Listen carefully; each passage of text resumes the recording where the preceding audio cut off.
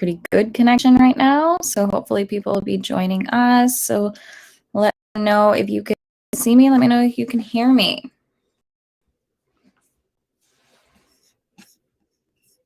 I'll just be checking the places. It says I'm going on YouTube. So hopefully that means I'm also going on Facebook. I'll take a look.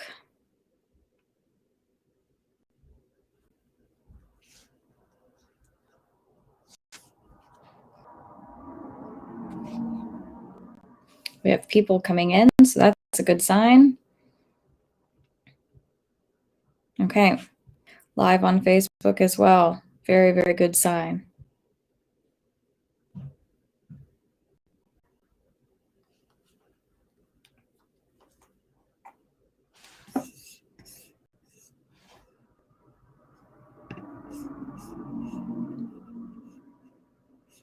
Okay, can someone type a comment? Let me know that you can see me. Let me know that you can hear me.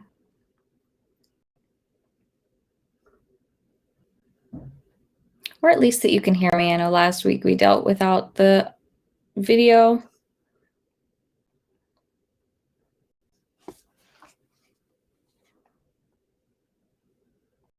Okay, excellent. Facebook comments are working. Okay, there they all are. Slight delay and they all come in. You guys are awesome. Okay. We're talking about ring prep when we don't necessarily have rings to prep in. We don't have as many fun matches. Maybe we don't even have access to equipment or a formal ring. Maybe the place that we train in is wildly different than the trial sites that we're going to be competing in, things like that. So how do we prepare our dogs for the things that are specific to competing without competing, okay, without putting them in that situation? I first want to try and see if we can break apart the concepts that kind of go into that. So try to think, what about the trial makes it unique? Okay, so go ahead and put that in the comment. What about the experience of competition makes it unique to competition?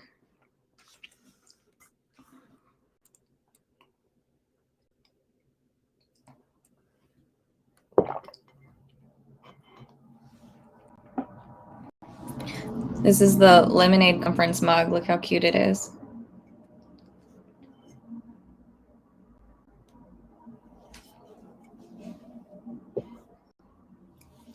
Okay, so we're focusing on what is unique to competing that is, we won't go as far as impossible to recreate in training, but really difficult. What are the things that are unique? Okay, so first comment comes in, grass when you usually train indoors. This is a good one, right? So the surface. I'm used to, well, actually it's kind of the same. Yeah, I mostly have always trained on grass, but done most of my competing on dirt. So yeah, that's a big one. The adrenaline rush or like nerves. Okay, so that's difficult to recreate. These are good. The noise, right? It's really hard to create the noise of, say, a 2-trial, 100-dog, 75 people event, right? Or even bigger. Energy, both rings. Yeah. Okay. So these are the things that are really difficult to recreate because they are a little bit unique to competition. All right. So let's start there and think, how can we prepare our dogs for different surfaces? This is something that would come up for me in particular when I was going to go to a different event, a big event, and maybe it's on artificial turf, and the majority of my dog's training is on real grass or dirt.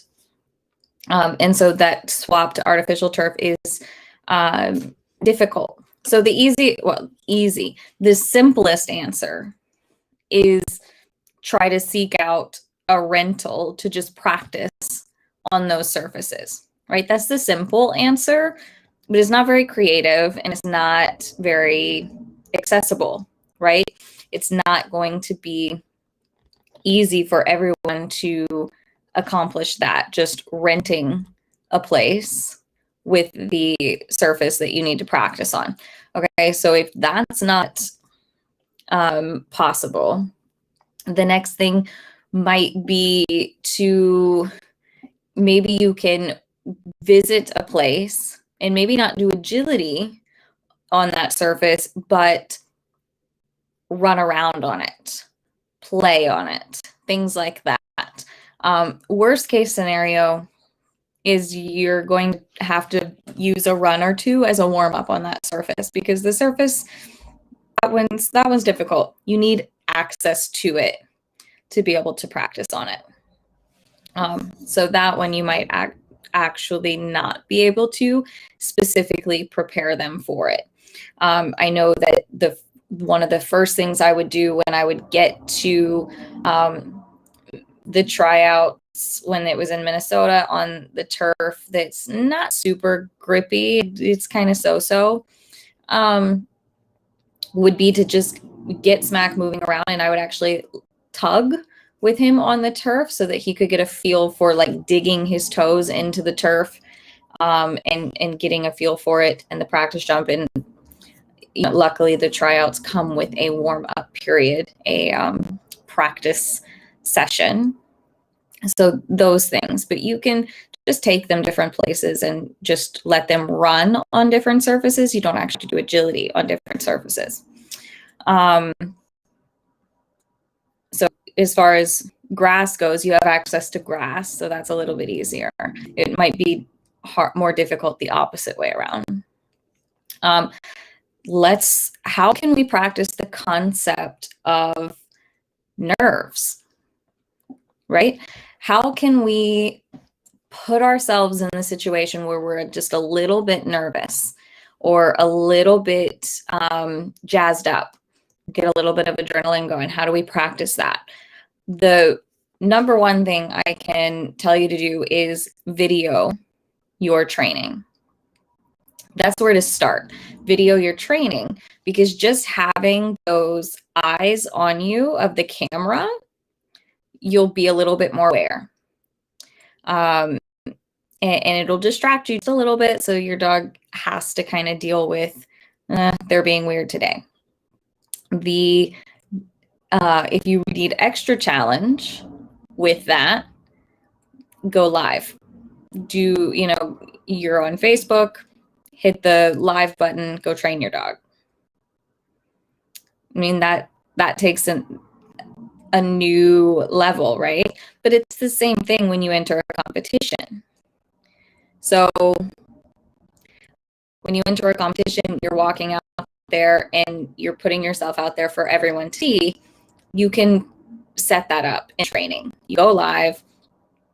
You could probably create a small group of people too, right? You could create your own private Facebook group with 5 or 10 people. They may or may not even be there watching when you go live, but you don't know. That's kind of like a trial, is you step to the line and you don't know who's going to be in there and you don't know who's going to be watching. So you can recreate those nerves, those feelings of, I gotta do this and do it well because people are watching. So that's how I would handle that in training. And of course, if you are practicing competition, I would for sure be setting a course. We've talked about this in the past, how we have those training sessions where reinforcement is readily available. And then you have those working sessions where you're practicing your beginning of run routine, running the course like you're trying to win the world championships, and then exit end of run routines. If you're preparing for a competition, do one of those as a Facebook Live. Hit live, take your dog to the line, run the course once, reward your dog, end the live, see how it went. You will recreate those nerves. Noise. This one, I think we need to deal with as a concept, because we need the dogs to be able to walk into different environments with different noise levels and different activity levels, whether it's 1 ring trial, 2 ring trial, lots of dogs, lots of people, very few dogs, very few people. That's just a concept. We don't need to take them into this specific agility environment with all that noise. Home Depot is really freaking noisy, right? And sometimes it's really, really busy. So into places with the different varietals, that's how we can get creative about that. So just exposing them to as many different environments as possible so that they walk in and go, yeah, this is just another noisy place. Thing for me to activity that they can do in those environment to help. It's not going to be the same. I'm not saying it's a fun match, but it's the idea of it that help.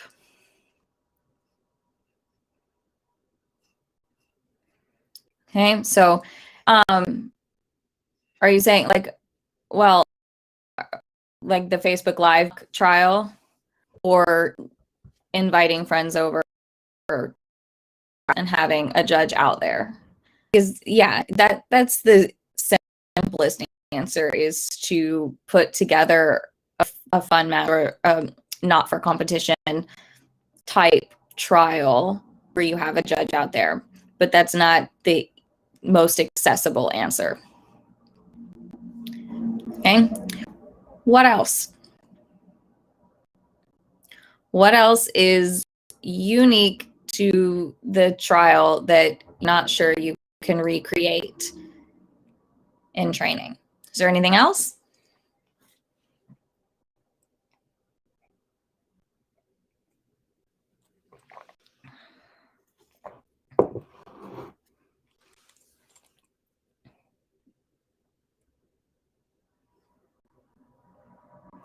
The stakes, yeah. So that's one thing that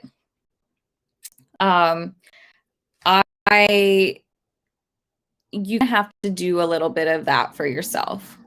The filming your training or going live and running your run, that might put some stakes, put something on the table for you, and things like that. I have found if I can control my own arousal mentally, I'm a competitor. So being able to turn on that little bit of adrenaline as if there is something high stakes on the line in training helps me to control it in competition. So I still think we can practice that. You can put something online. Like if you're practicing that, going in there and running and doing some clear round training, going in, run routine, no reinforcers on use once, do your best. Put something on the line for yourself. Like some reward. If you nail this course the first time, you stick to your plan. Like you don't have to like put the pressure on the dog perfectly, but you can put pressure on yourself to stick to your plan and handle your plan the way you wanted to, and put some reward on the line for yourself that's way better than a piece of cardboard and ribbon. Okay, whatever it may be for you. It'd probably be like a pair of shoes for me. If I wanted to like practice putting some pressure on myself, because I tend to like it. I like expensive shoes. I like, or like a new fit or something. I would totally be doing that. Some of you, it's like dog collars or something, but for me, it's shoes.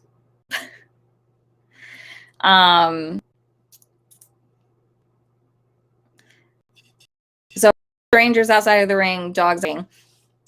Again, yeah, you're not going to be able to necessarily recreate that in a training situation, but you create it in a training situation. You can plop yourself outside of a dog park. So the dog inside the dog park are going ballistic. They're having a good time. And you're working your dog outside of the dog park, just on routines and something simple. You can bring stations and a cone, set it up outside the parking lot, practice your beginning of run routine, do a little bit of work, end of run routine, back in the car, just at the dog park. So you can recreate the concept to work on that. That's a little bit accessible than expecting 40 of your closest friends to come to your training session to provide just distractions for you. Okay, I'm actually glad this came up, like specific equipment that you only have access to at that facility, or in that environment, the trialing environment. This one, I have slightly, it depends on the dog for me. Some dogs, I'm not ever going to bother taking them to different equipment. Like Shrek doesn't care. Anytime he's seen a lot of different equipment, just based on the amount of places he's been, amount of different training facilities that he's been. He has seen a lot of different equipment. He's never cared. And I don't know if that's like probably a little bit of his personality. He's not very finicky about surface or anything like that. But it's also that he spent a lot of time building up a reinforcement history on one set of equipment. So he really had a lot of confidence in the individual obstacles. So I'm not quick to show my dog a variety of obstacles when they're first learning, but once they have a pretty robust reinforcement history, I don't tend to see as many issues. If I knew my dog was a little bit finicky with surfaces, then I would be putting a little bit more effort into visiting any of my friends' houses that have different equipment, and setting those things up. Simple answer, not necessarily super accessible, but doable.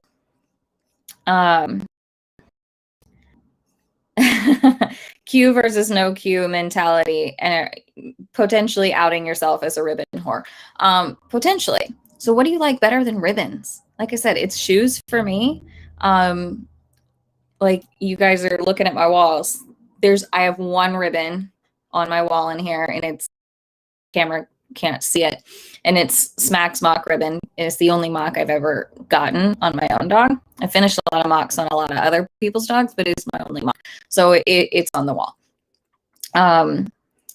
But that's it. So not a ribbon whore, shoe whore. So when I was practicing those sorts of things, I would put something like that on the line. So that you get a little bit nervous. And also and it's a different conversation, but when you're focused on the cue, you're probably going to cause more damage than you can deal with in training or in competition. Like you got to change that focus.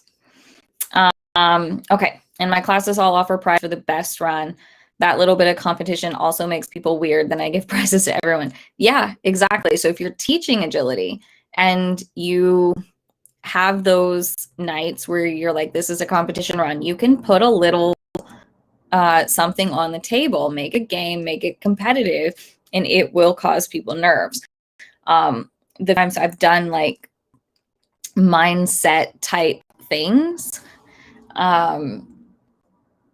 I've made it, the game is very competitive, trying it like a knockout type game where you have to run clear to make it to the next thing. And yeah, it's a challenge. Other things that I've done in my nationals prep classes, because the groups are small, we've only got like less than 10 people. While we like half of them walking the course and half of them heckling, trying to distract them from walking the course, like talking, not mean. We don't bully. We're not mean. We're like talking about, oh, your shoe's untied, or watch out for that pink, watch out for that rainbow jump out there when there's no rainbow jump. Watch out for the unicorn flying from the ceiling. Trying to, no, did I say that? Did I really say no? Kind of. Oh man. Put it on a t-shirt. It's fine. We all got something.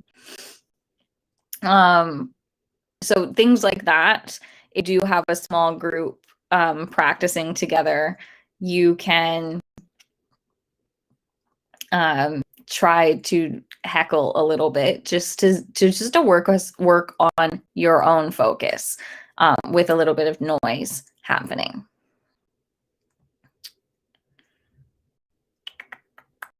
Okay, since I've never trialed, can you talk a bit more about cues? I'm struggling with the obstacle names. What do you mean if you focus on if you focus on the cues as in qualifying scores? So the letter Q is a handling cue. It's confusing. That was unclear. I apologize. Meaning that if you when in terms of mindset, if you focus on the outcome, you're likely focusing on the wrong things. It's similar to, yeah, no, my bad too. I said if you focus on the cues, right? That was confusing. So it's outcome versus process, goal orientation. Someone said up here, other dogs waiting in line. And I think we can all just go to a pet store that's a little bit busy, which is great, right? It would be super right now because everyone has to be 6 feet away, hopefully. So you'd have room to work through it, but you'll have you go to a pet store and you wait in line at the pet store. Pick up one thing that you need to buy, and those other dogs waiting in line with their people waiting to check out, and their dogs will be being terrible, and you will be working on your dog ignoring all of those other dogs. And then it's not but at least then when you put the dog in the and you ask for those same behaviors, the dog is like, oh yeah, I've done this before. It's not going to be the same, but it's similar enough that the dog can make those generalizations. Whereas if you practice standing in line at a competition, it's going to take a lot longer to generalize those things, and you're not able to control things at a competition. The other way to do it, of course, is to take your dog to competitions that they're not entered in and stand in line as if you're going in the ring, because then you can control things a little bit more. But the pet store, or like maybe even Home Depot, where there might be other dogs, but there's people standing in line, if that's a flip for you. So you can practice that same thing where everyone's ignoring each other, noise is happening, things are going on, and you're practicing your wait in line routine. So to use similar cues, CUES, that you would in agility trial environment, so that when you get to the agility trial and you do those same things, you're in line, you're expecting something. So basically with Shrek, I would go and I would stand in line at the pet store and I would ask him to station between my legs and wait in line that way. And then, you could use the exit. Then you pay, then you exit the store, and you could treat that as like you're exiting to some work, right? You could use that threshold as we're going into the ring now. I don't know. Oh my gosh, yes. Standing in line for those Easter Bunny photo ops or meet the Santa pod. Yes, those things where all those pet dogs are just bonkers and they don't, yeah, that's a brilliant idea. It's hopefully now, but a little bit more practical. That's a great idea. When my dog sees a dog running in the ring, he doesn't focus on anything, but that is okay for him to focus. That's up for you to decide. If you want your dog watching the other dog run, if it's for you, it's not a problem for me.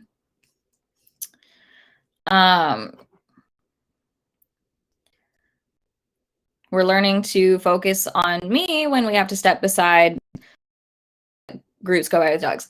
Another great example, right? If you have busy-ish trails that you're walking on, just having to step to the side and kind of wait or turn while other groups pass, that's another great example. So it's these concepts that we can kind of parse out. It just requires a little bit more thinking outside the box, a little bit of creativity, but it can be done. Okay. All right. Specific things, though, to agility that we want to focus on in ring prep, right? What are the big ones, do you think?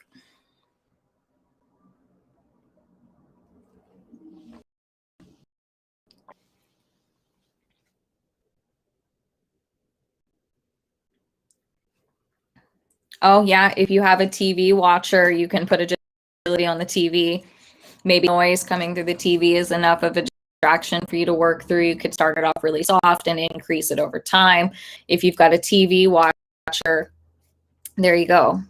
You can put agility on the TV and work through it that way.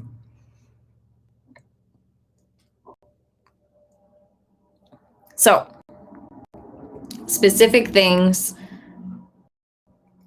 that we can recreate in training, those two things. What can we do? Do we need basically do we need a formal ring gate and ring barrier to practice ring entries? Yeah, so getting reinforcement off of your body, getting the delayed reinforcement. Bingo, that's why you guys are here, isn't it? You didn't want to hear about all that stuff for the last half hour. This is what you're here for. Yeah, these types of things. We can prepare leash on and leash off, entering through the gate and focusing. These are the things that we can set up in training and we can practice pretty regularly.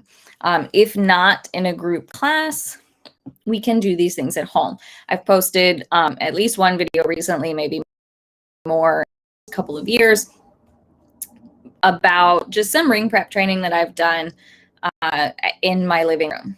I do have obedience gate, so I have a fancy threshold, but I haven't always had a fancy threshold. I've used the baby gate that's blocking that I use from my kitchen to my living room.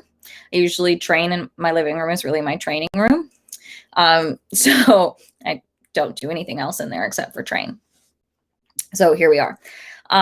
So before I got baby gates for obedience training, before I got the accordion fencing for obedience training, I was using just the baby gate as the threshold that I could move into. So I would get Shrek ready to work in the kitchen, and I would move into my living room, which is the ring, work in there, exit the ring into the kitchen to reward.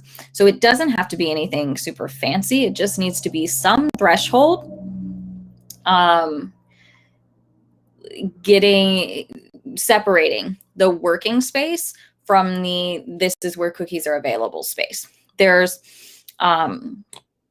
right, so start there is deciding where in your home or in your yard is going to be the working space and where is going to be the holding space. Okay, start with that.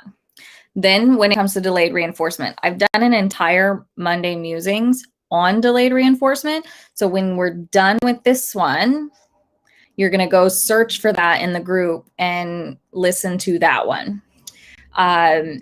There might even be videos.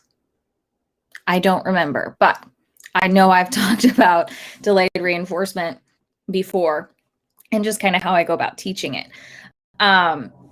But you're going to start with marking the areas and getting clear on this is a workspace, this is a holding space. Now that I have the accordion gates, I can kind of split my living room in half so that I can on the left side, he's in a holding. That's where I warm him up. That's where I ask that he's ready to work. That's where I do all my things. I have a coffee table that's not for coffee. It's for dog training. Where I put my rewards on the table, just like I would at a competition. And then I have the ring. And I think the video I posted just recently, I had the table right outside the ring, and eventually I'll move that coffee table into the kitchen, let's say. So he has to really leave the area and leave the reinforcement. So we'll get there. So think those things, because it's a concept. Delayed reinforcement is a concept, and you can teach that concept in the comfort of your own home, in your pajamas, with whatever beverage you would like. Okay. So start there for delayed reinforcement. The type of work. In that video that I most recently posted of Shrek doing some ring prep, I did all sorts of stuff. I did some obedience, I did some tricks, I did some position changes, I did some following the handling.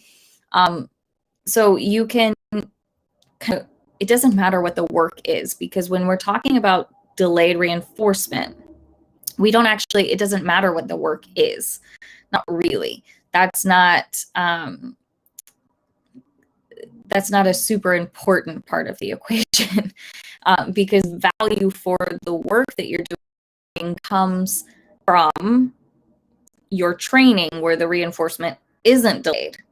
So it doesn't matter, so then if I go to the agility field and I set up that same kind of thing with my ring gates and my coffee table just outside, I won't use a coffee table, I'll use a crate.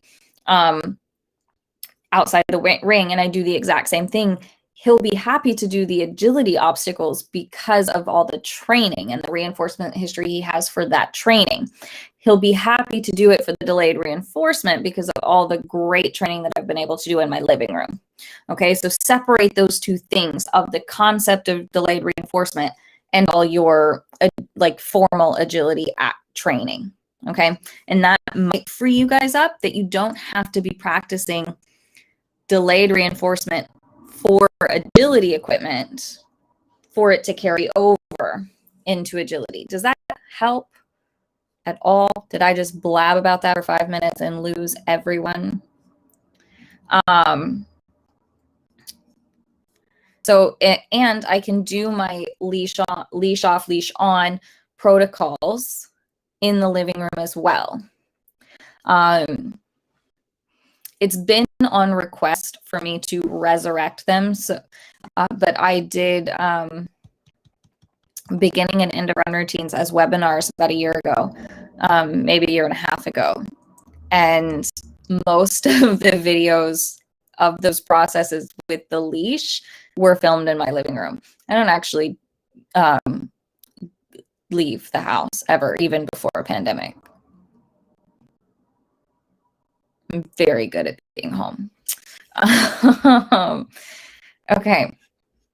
So those things that can be practiced in the living room, and then just take it to a different room in your house.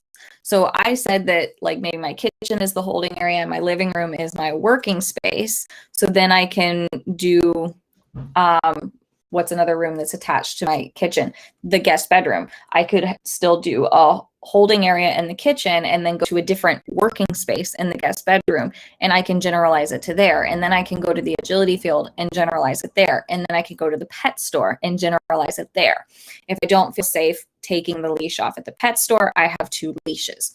So I can practice the leash coming off, but the dog is still contained. Things like that. Entering through the gate and focus. Every single threshold that you encounter, you can set up like a gate. I wouldn't do it just randomly. I would put the entire routine into it. So it's that's kind of the difference. There's habits in the agility world, and I realize this is a tangent, but there's habit in like agility culture, like doing 2 on 2 off at every staircase that your dog sees. Having your dog wait for dinner. And this would fall into it when I say use every threshold. Don't just go through a threshold and expect focus. I mean, you can if that's what you want for your life, but if you do that, go through every threshold and expect focus, don't really expect that to carry over to agility unless you also include the routine and the context, right? Because let's just say the pet store. There's nothing in common with the pet store sliding glass doors opening with an agility ring gate. There's nothing in common with those things other than you pass through and you're in a different area. So I wouldn't expect my dog to piece those 2 things together unless I gave them additional context. So if I was going to practice my ring entries at Petco, I would start it at the car. And I would do my ready to work routine at the car. And I would wait in line on approach to the Petco doors. And then I would run through my entire ring entry protocol outside of the ring, or outside of the store, through the threshold to the other side inside the store. And then I would exit right back to the car. I would not then start shopping, right? So you have to be able to provide context, which is why I don't necessarily think practicing 2 on 2 off on a staircase helps the dog because it doesn't provide the context clues that the dog needs to go, oh, these are the same. Does that make sense?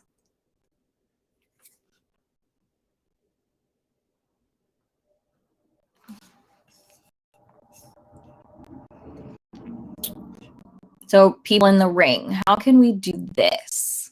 We can practice this concept because people in the ring, like bar setters, the scribe, the timer, the leash runner, all of those people, they supposedly should be ignoring your dog. So where can you go? Where can you take your dog and encounter people sitting, maybe sitting at tables, sitting on a bench, sitting in chairs? Where can you take a dog where they will encounter people sitting and that will ignore them? Any ideas?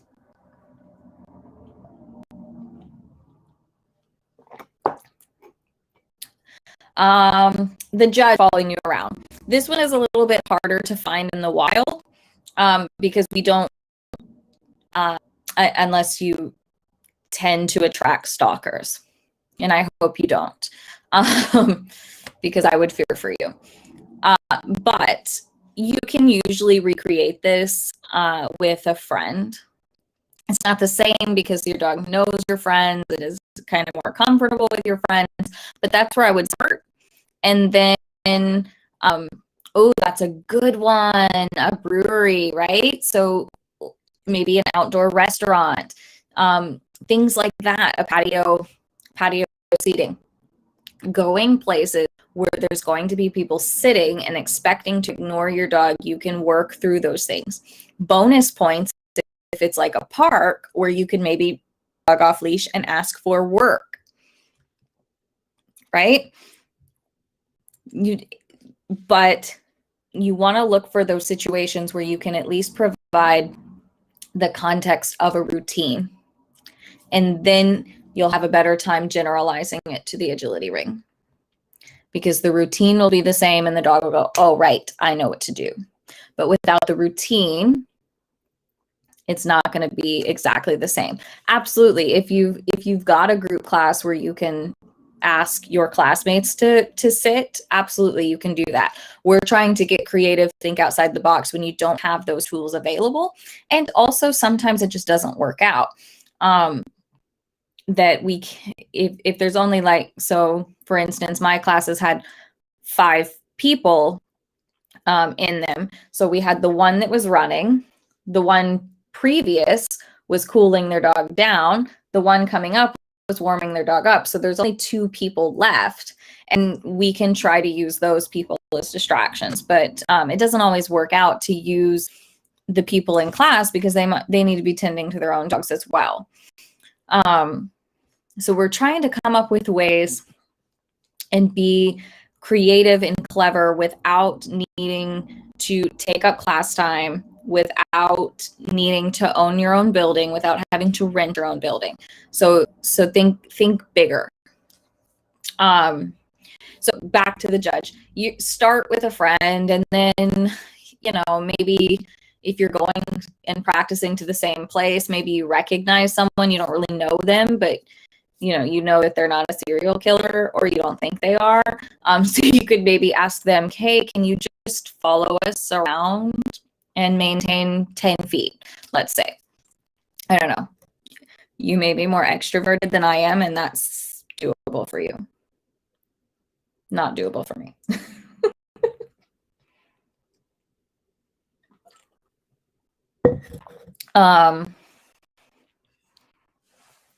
Someone walking around like they're a judge, and have some people that your dog doesn't know to be out there, and have someone walking a dog around far away. Yeah, and those types of things. Yeah, if you can find that in a random person at the park, have at it. I mean, Shrek probably needs it. I'm just very unlikely to ask someone. Okay. What else? What other questions do you have about this? I feel like we've unpacked a lot. We've gotten a lot of great ideas. We've covered surface and noise and other dogs and waiting in line and ring nerves. I feel like this is an episode of Forensic Files between the stalker and the serial killer reference. I don't know what's wrong with me today. I'm usually not at dark. But here we are.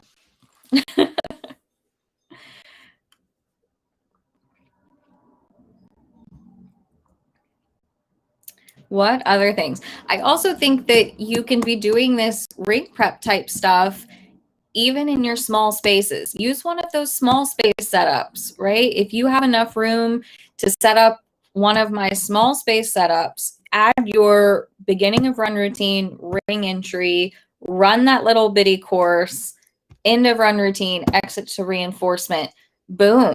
I don't think you need to have all of this stuff to practice this concept.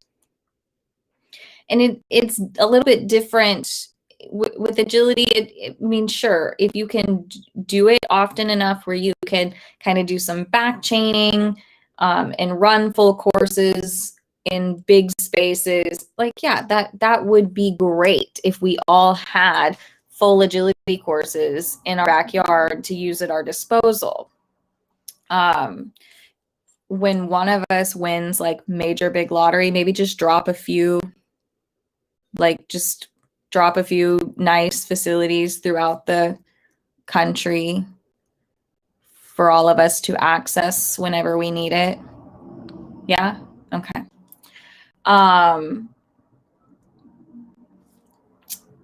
That would be great if we could do that. But when we can't. And it shouldn't stop you from feeling prepared about going in. So, but if the lingo ever catches you up, just ask. 100%.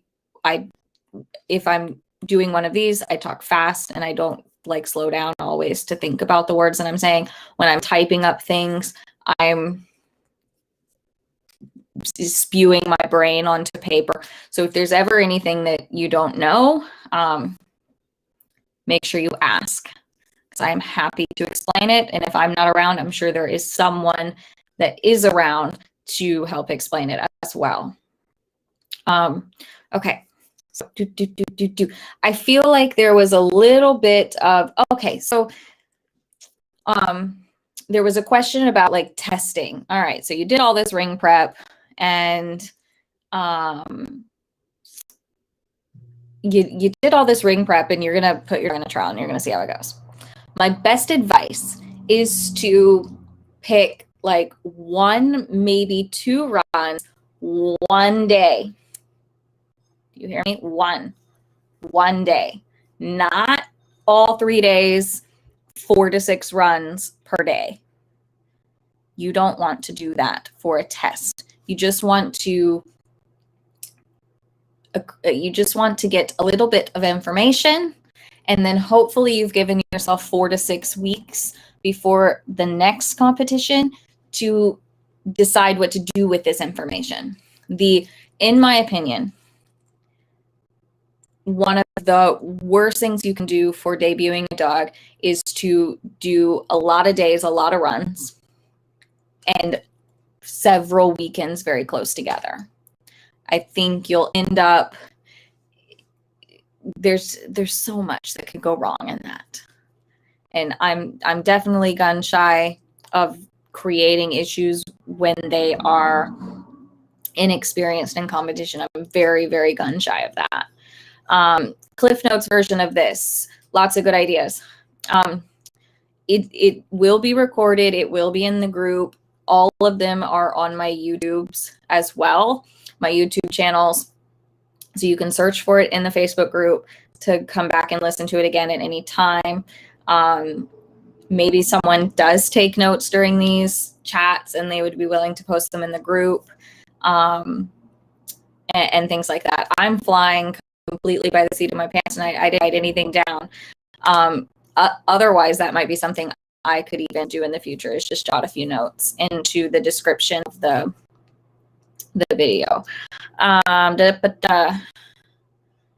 So how do you practice getting your dog and ready to go at a super specific time? That's actually a good question. Other than just doing it all the time. You know, if you're practicing these kind of like working ring prep sessions at home, you can pick a random time throughout the day and have your phone go off on the alarm. If you know you're going to be home between noon and 6, let's say, set your alarm for like 4:30. When that alarm's off, go get your dog, warm them up, take them into the working space, work them, reward them. And then the next day, the alarm goes off at 3:15, and the next day it goes off at 5:45, and the next day it goes off at 2:30. Just do it to yourself. Because it can be a little bit of a shock. If you are not a morning person, you need to practice doing something in the morning, because you're most likely going to run into doing and competing in the morning. Just set it up.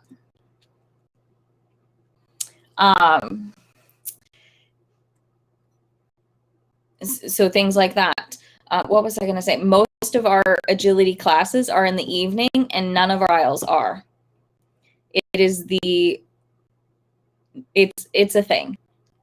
The one time that I did compete in the evening, there was a trial a little bit of me that would have Friday evening, and it wouldn't even start until like 6 p.m.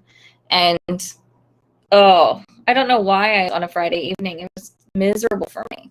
But like snooker, first thing in the morning at 8 a.m., no problem. problem. It's fantastic. So you have to practice it, but you can practice it. These are all just things that we can set up. It takes a little bit more effort. We all know it's easier to go to a class and just do what the instructor tells us to do, but that's not always what we need. Okay, so just set your alarm and make yourself do it. Okay, what else? What last questions do you have?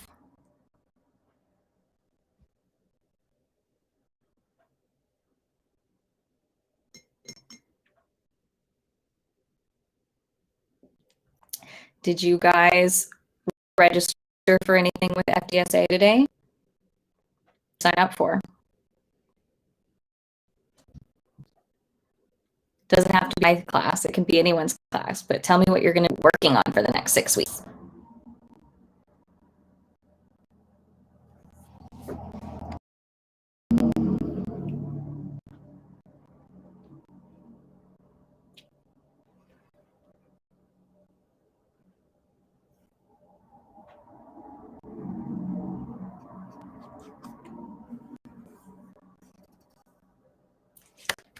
Agility handler mechanics. My favorite. It's becoming my favorite thing to teach. 100%. I love those micro skills for the handlers. Next week, Sheila says we are talking about, is each competition run weighted equally? So a little bit of mindset, a little bit of periodization, just kind of going over some things.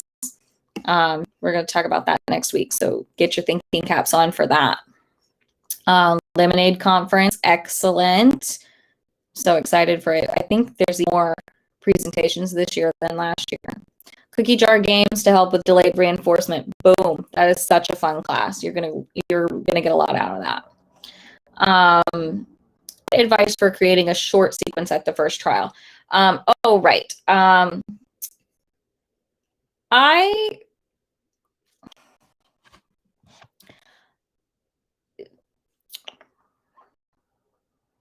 I like looking at the course and going, what's my most direct path to reinforcement? I'm unsure that the course, it's maybe a little bit too difficult, or I'm not feeling very confident with that many number of obstacles, or there's something about the course that I would like to change. I just, usually if we're looking at like a novice course, there's usually like obstacles around in kind of a circle like this. And then there might be some more crossing patterns up here, but it's usually like something that you can just start on one side of the ring and get to the other side where your leash is relatively smoothly. So that's usually what I do.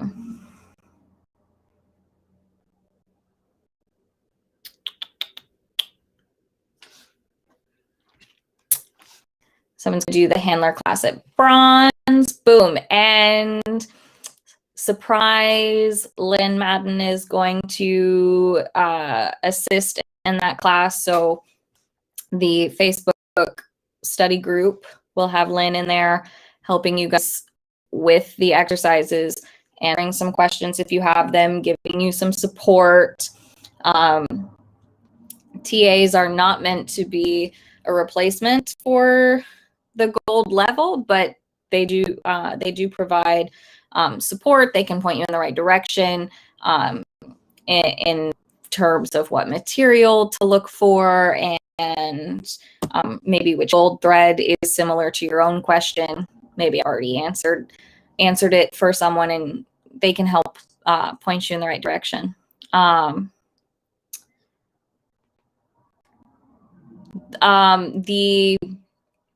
I have the workshop, How to Handle Errors. It's now available for registration, and I have a webinar on April 15th. It might not be up for sale yet. Let me check.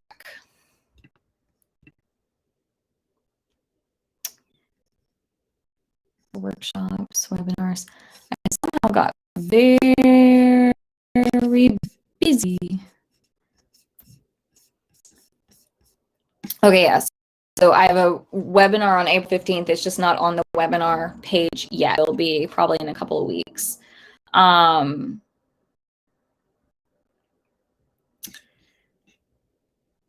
Redoing a class. So it's in your library for at least a year, so you can follow along, but you want to get in for the current session to watch the goals, you have to re-enroll at one of the levels. So you have the lecture materials, but if you want access to the forums again, you do have to re-enroll, which is fine. A lot of people take classes several times. Yes, praise for Len. Okay, perfect. Yeah, the webinar's not up yet. So, are you all ready to go plan your ring prep sessions and some training concepts and things like that? Think you can do it? So I'm probably going to hop off of here and I'm going to start a thread in the group and I'm going to ask all of you when and where and what are you doing as far as ring prep goes. Okay, so what's going to be one thing that you can do maybe this week or next week, this month, that you can do to recreate some ring prep concepts. Okay, so start thinking about that. I'll start a thread. We can help each other, bounce ideas off of each other, create some training plans, and then, share that training.